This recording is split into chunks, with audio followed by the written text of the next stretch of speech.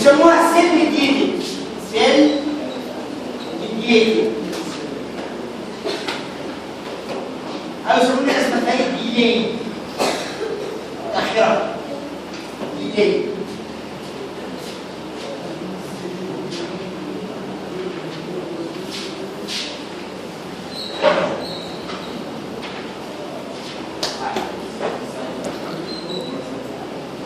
الأنتيجين قد يكون بكتيريا، قد يكون فنجاي، قد يكون فيروس. يبقى هو كلمة سيلولار أورجانيزم، سيلولار حاجة سيل خلايا.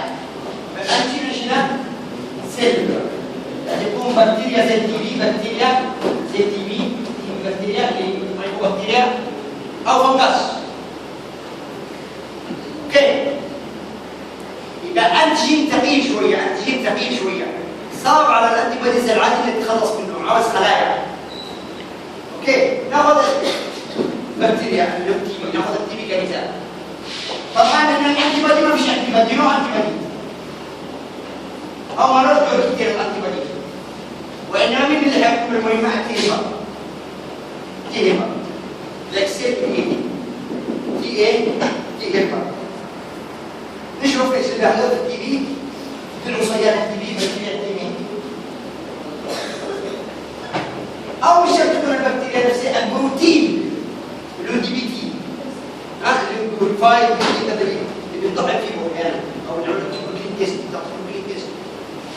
عموما البكتيريا أو البروتين ده حتى نوع ايش اللي بيحدث في أول 24 ساعة فيس تو 24 hours هتيجي البوليمورز كإنفلاميشن، ميدياتورز مش عارف ايه، انفلاميشن، كاربوتيل رياكشن. هتيجي البوليمورز. البوليمورز ايه؟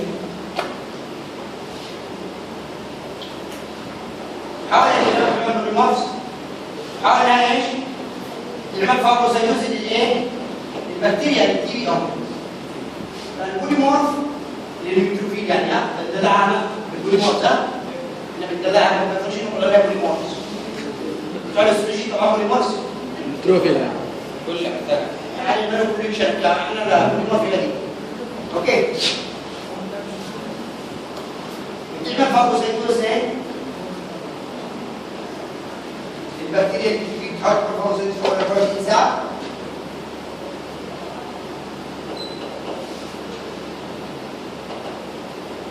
مفيش فايده، تفشل بكتيريا تتكاثر جوه البوليمورز، تصبح بدل الواحده اثنين وبدل اثنين اربعه. اوكي؟ فالبوليمورز تفشل انها ايه؟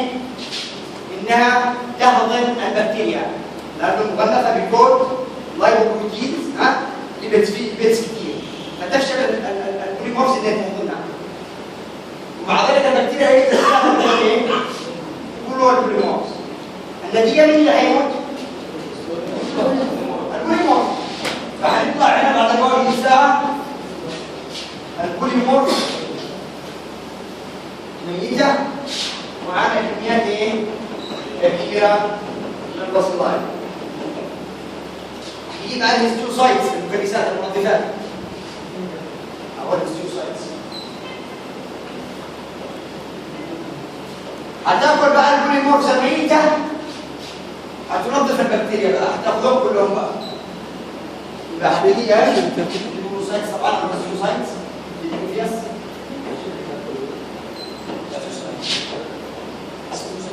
الهيستيوسايتس. تبدا دائما ايه؟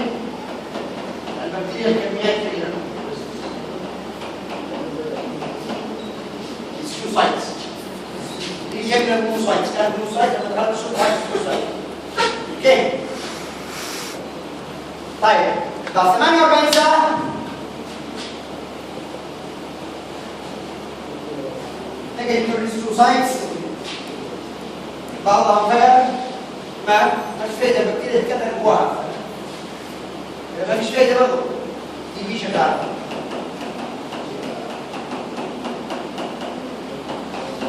اوكي.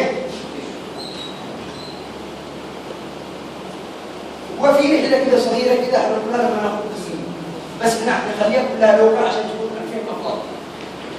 بعض الهيستيوسايتس ينجح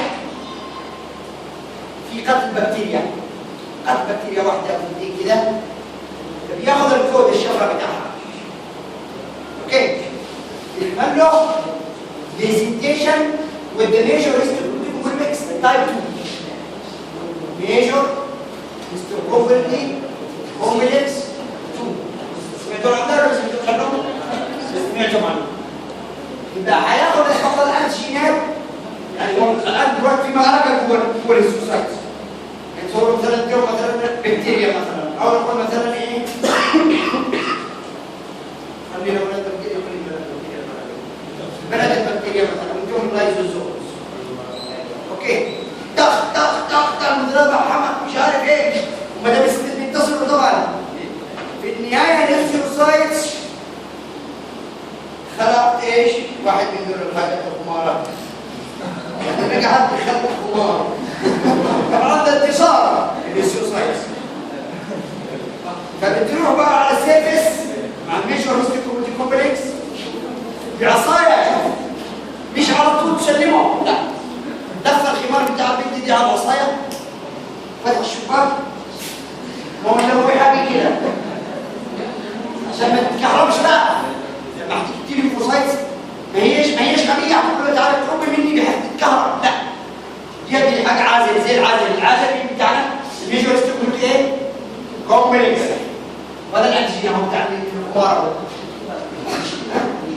major histocomplex.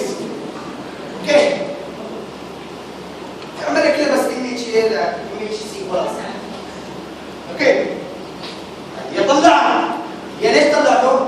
هديك الليمفوسايت اهو، دي الليمفوسايت، تهبط تيجي تمسك شوفوا كده دول بتاع البيت المعفنه اللي اسمها بتاع سكينه دي، من اللي عرفتوا كيف هذا ظبطت بقى هنا كده، رحله كده شويه جواها كده هنا كده شغلانه هنا. في النهايه ايش النتيجه؟ قريه. اوكي، هتفرز جاما انترفيرون، جاما انترفيرون جاما، هتفرز انترليوكين 2. انترليوكين ايه؟ 2. الانترليوكين 2 هيخلي بقى الايه؟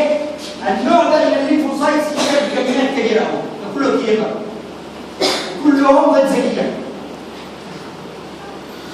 وصل الانترليوكين 2 وكلهم بقى هيفرزوا بعدين ايش؟ هيفرزوا ايش؟ يس جاما انترفيرون. انا مش هيكفي خليه واحده، انا عاوز 100 خليه. يبقى هتفرز نوعين، انترليوكين 2 هتقول هتعمل استنساخ للتهبه. يلا يا تهبه تعالوا كون ايه؟ كون جاما ايه؟ انترفيرون، لانه ريحه ذكيه موجوده هنا. اوكي، الكميه الكبيره دي من الجاما انترفيرون دي هتتحول الليمفوسايتس ايه؟ الليمفوسايتس كثرت الليمفوسايتس. لا يا شباب بالنسبه الصغيره دي ليمفو ايه؟ الليمفوسايتس. عشان نخليها كده تكتر كده، عشان نخليها تكتر انترليوكين ايه؟ 2 وكلها هتفرز ايه؟ جاما انترفيرون. جاما انترفيرون هيخش بقى يعمل ايه؟ ستيميوليشن للهيستوسايتس. الهيستوسايتس الموجوده اللي هي مليانه متخمه بالاكل، مش قادره تعمل ولا حاجه، مليانه بكتيريا. ليش؟ مش قادره تفرز الكترون، مش قادره. يجي بعد كده ايش؟ السويس او المفتاح للانترفيرون.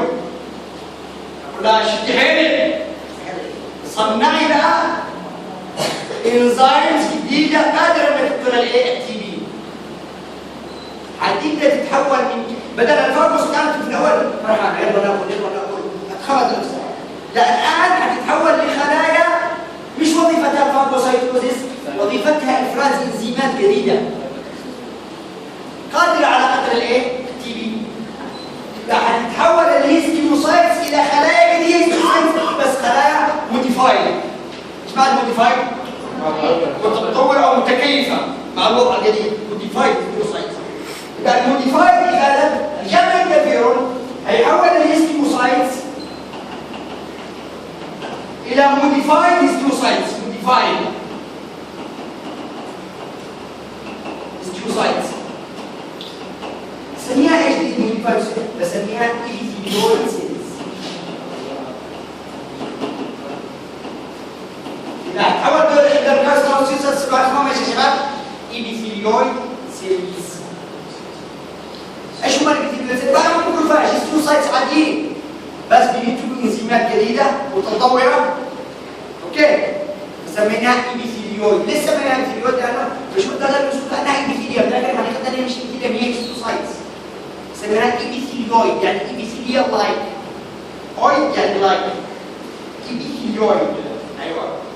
يبقى تبدا الهيستوسايتس تتجمع الان بدل ما كانوا متخمره هتبدا تفرز انزيمات تدمر لك الايه؟ البكتيريا الموجوده جواها وتبدا كمان تفرز لك انزيمات تقتل البكتيريا من مره وتشوف كلها تشوف تماما. كلها تشوفها. بكتيريا على بلاد فيسلز على كونكتيف كلهم ايضا مره بالباورفول انزيمز.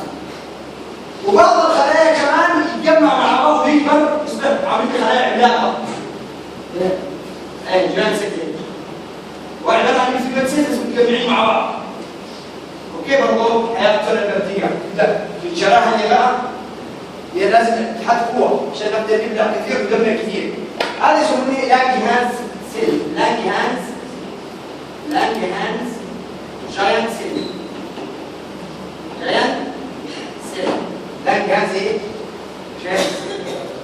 ها؟ واحد خواجه شاف هذه الخلايا الداخليه ايبيثيليويد سيلز متحدين مع بعض. التحامس فيوجن سايتوبلازم. دي النظريه الاولى يقول لك اكثر من خليه يلتحموا مع بعض وعن النيوكلير بتاعهم. فزاد السايتوبلازم صار تحميه خليه واحده. ببعض النص يقول لك الانويه حتتقسم اكثر من انقسامات وكل نواحي حتديك كميه من السايتوبلازم فتعتمد ايش خليه ايه؟ املاق. يبقى على اساس بعد ما شكلها في الاول يقول لك تيوبركل. يقول لك ايه؟ تيوبركل يعني كره او حبايه او درنه. اسمه درنه تيوبركل زي بتاع الطاطا درنه. يبقى الدرنه دي كانت في الاول عباره عن كوليكشن اوف ايبيثيليويد سيلز. اوكي؟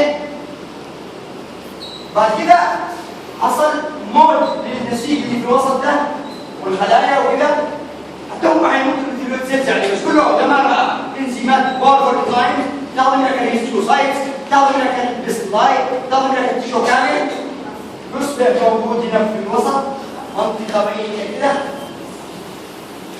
الوسط ده ميته وحواليها ايبيثيليويد سيلز ايبيثيليويد سيلز مع الجين سيلز بتاع اللنجهاز اهي لنجهاز جين سيلز اهي. هذا النتيجه النهائيه. والليمفوسايت فين يا شباب؟ ايوه هنا الليمفوسايت تنزلها يلا اشتغلي. الليمفوسايت بعدين ضحي بالهيستوسايت. هنا الليمفوسايت فين؟ الاشياء الثانيه موجوده ايش؟ ايوه تفرز جامع التفيرون. وصلت هذا بالشكل النهائي. النيكروز اللي في الوسط ده بيكون شكله زي التونه. سبيسيفيكيشن نيكروز زي الكازيشن. بناء ايبيثيليويد سيلز.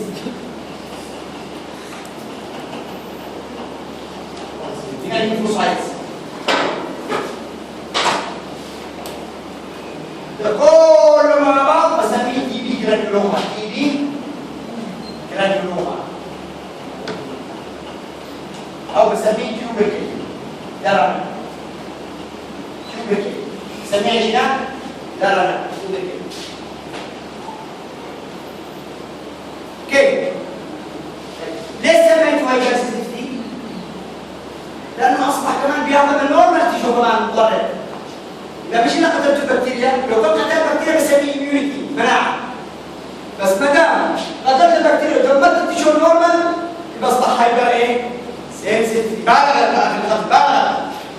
ممكن تسكن شويه اسيد تقتل البكتيريا، لا دي سكبت اسيد قتلت الحي والميت. يبقى هايبر ايه؟ سنسيتيف. يبقى افضل مثال للتايب 4 اللي هو ايش؟ تيوبر بلس جرانيولوما. تيوبر بلس ايه؟ جرانيولوما. اوكي. طيب الحكايه كم تاخذ دي شهر؟ دخول الاورجانيزم تكوين الجرانيولوما ياخذ كم؟ شهر. من 3 الى 4 اسابيع شهر. لذلك انا لما حكينا في الاولاد لو تبقى لما نطعمهم للتي بي هم نوع هنا. هنا لو شفت الان فيه وفيك انا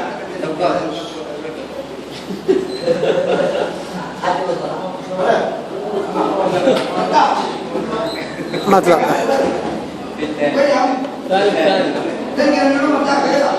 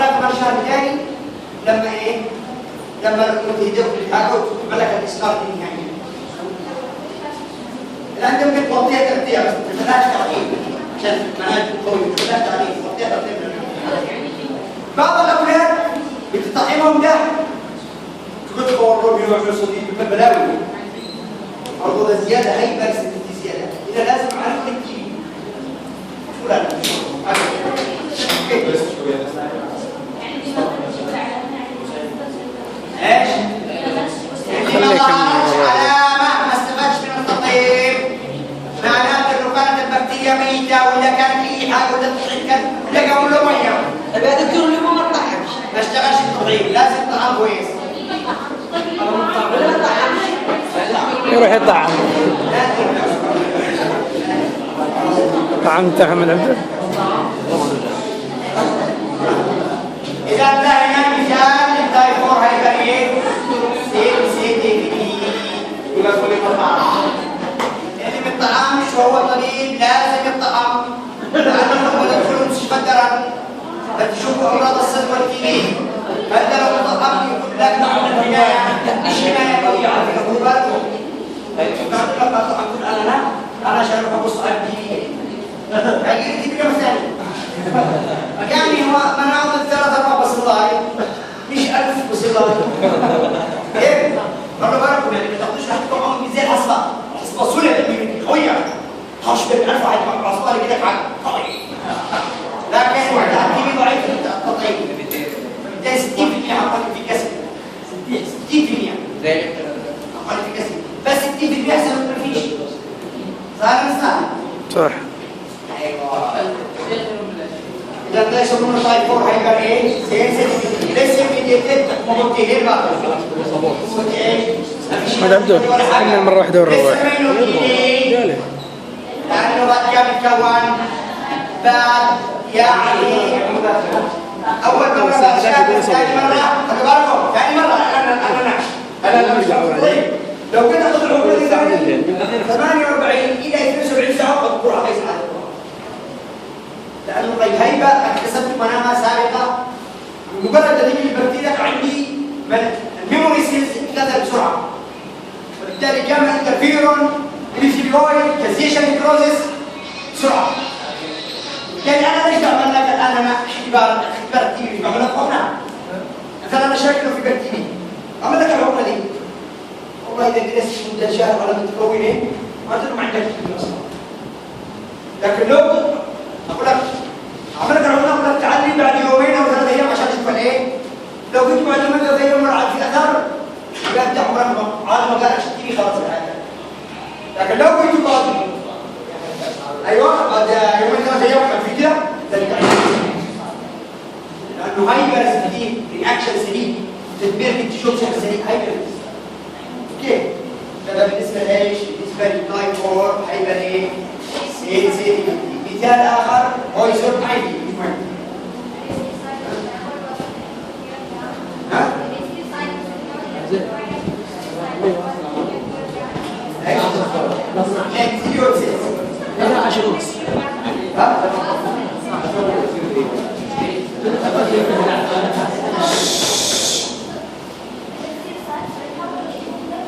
ايوه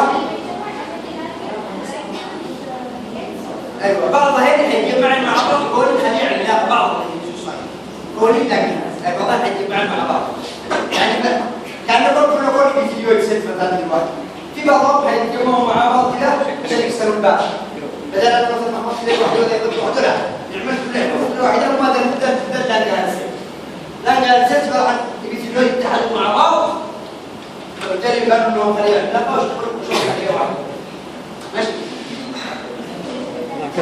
ها قريتها شوية.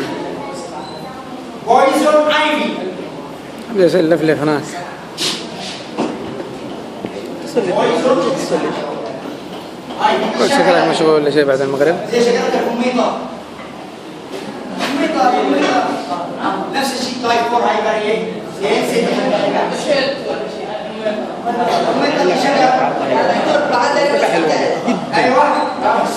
غالي.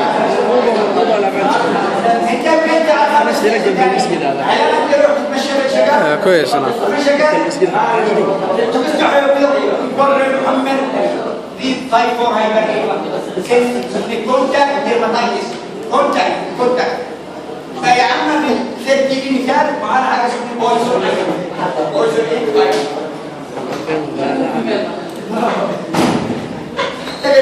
صراحه انا جيت بس انت جيت وقت